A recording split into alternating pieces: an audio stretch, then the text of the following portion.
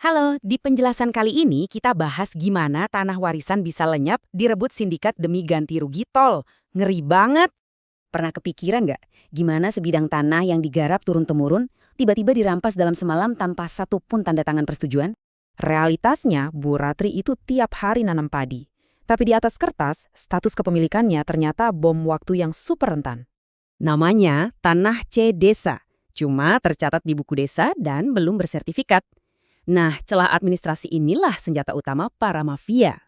Faktanya jelas banget loh, nggak pernah ada akta jual beli atau pemecahan sertifikat. Keluarga Bu Ratri nggak pernah melepaskan haknya. Begitu dengar bocoran proyek tol miliaran rupiah, oknum desa langsung diam-diam merancang skema licik buat ngubah buku administrasi itu.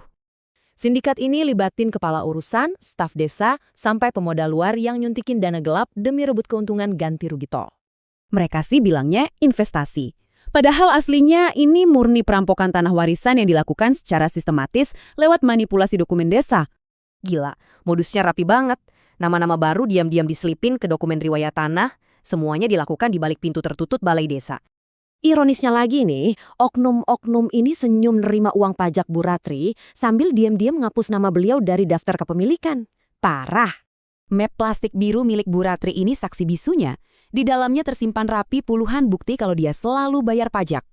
Uangnya sih selalu diterima terus. Tapi nggak pernah sekalipun mereka bilang ke Bu Ratri, tanah ini udah bukan milik ibu. Masuk akal nggak sih? Kalau tanah udah beralih sah, kenapa desa masih terus-terusan nagih pajak dari pemilik yang lama? Sampai akhirnya tim pembebasan tol datang. Dan boom, dokumen palsu tadi seketika berubah jadi kenyataan hukum yang dianggap sah. Ganti rugi miliaran cair, mobil baru pada parkir, dan sindikat ini foya-foya nikmatin kekayaan instan di atas penderitaan warganya sendiri. Pas Bu Ratri sadar tanahnya hilang, dia cuma dapat satu jawaban birokratis yang dingin banget. Data administrasinya udah beda, Bu. Jelas aja, satu desa geger, warga ngamuk ngelihat kekayaan mendadak para oknum birokrat ini yang sama sekali nggak masuk akal.